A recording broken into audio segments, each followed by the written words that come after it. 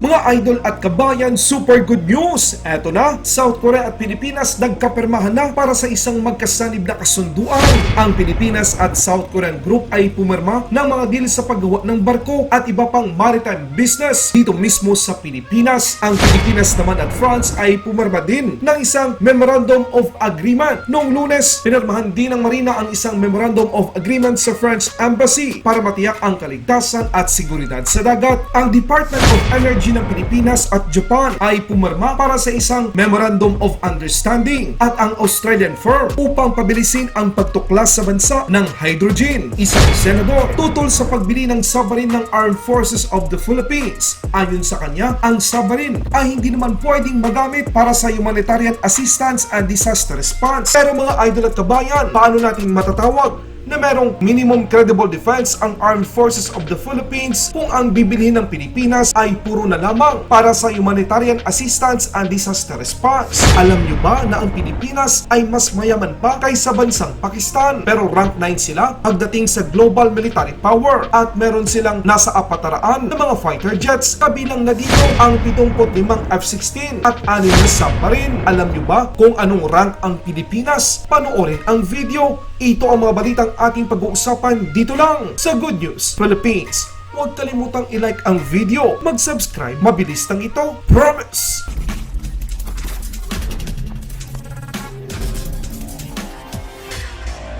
Ang Pilipinas at South Korean Group ay pumirma ng mga deal sa paggawa ng barko at iba pang maritime business. Ang Maritime Agency ng Pilipinas at isang South Korean Marine at Offshore Manufacturing Group ay lumagda ng isang kasunduan sa pakikipagtulungan sa paggawa ng barko at maritime trade at mga negosyo. Nitong Nobyembre taong kasalukuyan, sinabi ni Maritime Transportation Undersecretary Elmer Francisco Sarmiento na ang kasunduan ay magpapakilala ng bagong teknolohiya na tutulong sa bansa upang hindi na tayo aasa sa mga pag-import ng mga makinarya ng barko, kagamitan at iba pang produkto at serbisyo. Nilagdaan ng Maritime Industry Authority o Marina at Busan Marine Engineering Association ng South Korea ang kasunduan sa panahon ng Korea-Philippine Ship Technology Development Cooperation Forum. Sa ilalim ng kasunduan, ang dalawang bansa ay nakatuon sa pagbuo ng mga oportunidad sa trabaho na makakatulong sa pagpapalakas ng shipbuilding industry ng Pilipinas. Hinihimok din sila na pahusayin ang negosyong pandagat sa pamamagitan ng education, technical, consulting, designing, research and development, engineering and construction at trading activities. Sa ibang balita naman, noong Lunes, pinirmahan din ng Marina ang isang Memorandum of Agreement sa French Embassy para matiyak ang kaligtasan at seguridad sa dagat. Nagkasundo ang gobyerno ng Pilipinas na kinakatawan ng Maritime Industry Authority o Marina at France sa pamamagitan ng embahada nito sa Pilipinas na palakasin ang maritime safety and security, partikular na sa shipbuilding at ship repair industry sa bansa. Maglalagay ang France ng isang French maritime expert sa bansa para magbigay ng kinakailangang technical na tulong sa pagsasanay at serbisyo sa pagkonsulta sa Marina. Nilalayo ng Memorandum of Agreement na tulungan ang Marina sa paglikha ng isang National Transport Plan na nakatuon sa shipping industry. Ito ay magbibigay daan sa Marina na mapabuti ang kakayahan sa industriya at kapasidad sa pagbabalangkas ng patakaran. Gayon din ang pagpapatupad ng Maritime Industry Development Plan at ang kaugnay nitong pagsasanay. Para lang sa inyong kaalaman, ayon sa 2020 statistics, ang Pilipinas ang ikalimang pinakamalaking bansa na tagagawa ng barko sa mundo. Sa ibang balita naman, ang Department of Energy ng Pilipinas at Japan ay pumirma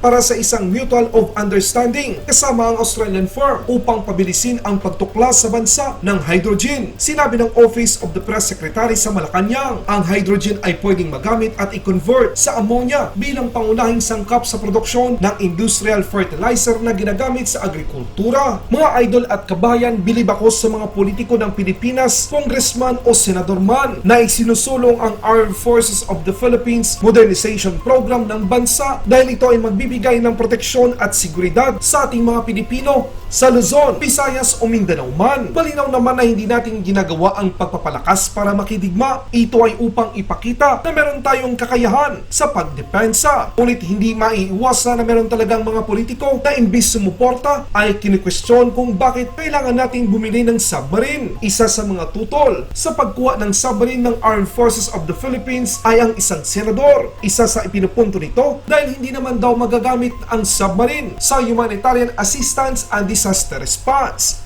Malinaw naman para sa ating mga Pilipino na hindi idinisenyo ang submarine para sa ganong paraan o misyon. Sa totoo lang, may mga bansa na mayaman kung tawagin dahil nakakabili sila ng mga modernong mga defense military equipment, ngunit kung laliman natin ang pag-intindi, ito ay para masigurong ligtas ang kanilang bansa at ang kanilang mga mamamayan sa anumang posibleng banta sa loob man o sa labas ng kanilang bansa. Halimbawa na lamang ang bansang Pakistan, isang bansa sa South Asia na kung ikukumpara sa Pilipinas ay tiyak na mas mayaman tayo. Kung ikukumpara sa kanila, kung mas mayaman tayo kaysa Pakistan, dapat mas may kakayahan tayo na makabili ng maraming military asset para sa seguridad ng ating bansa. Pero tingnan nyo ang comparison ng Philippines at Pakistan military strength sa taong 2022 ayon sa Global Firepower. Ang Pilipinas ay nasa rank 51 at ang Pakistan naman ay nasa rank 9 kung ikukumpara sa 142 mga bansa. Pagdating sa fighter aircraft, meron lamang tayong 12, samantala ang Pakistan ay merong mahigit 400. Kabilang na dito ang 14 na J-10, 134 na GF-17, 75 F-16, 6 na pong Mirage 3, 69 na Mirage 5, 53 F-7 PJ Skyball at 9 na submarine. Kaya parang unfair naman sa ating mga Pilipino na kasama sa isang minimum credible defense ng Armed Forces of the Philippines ang kahit 2 submarine man lamang para kayang gampanan ng Philippine Navy ang kanilang tungkulin upang siguraduhin ang seguridad ng ating bansa.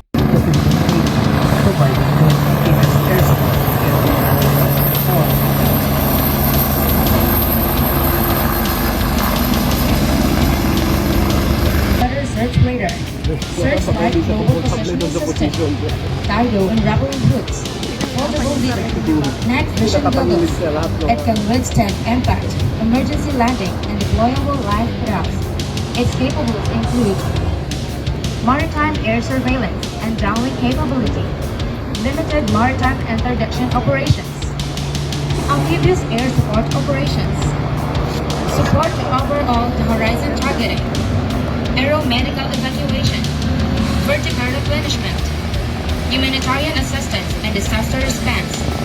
Its armaments include 2 Racket machine gun pack capable of day and night delivery, 2.75 high explosive rockets with a maximum range of 10,400 meters, maximum load against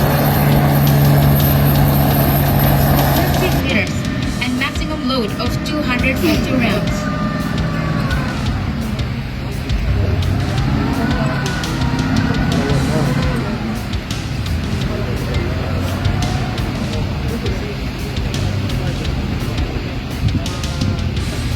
Laban Pinas.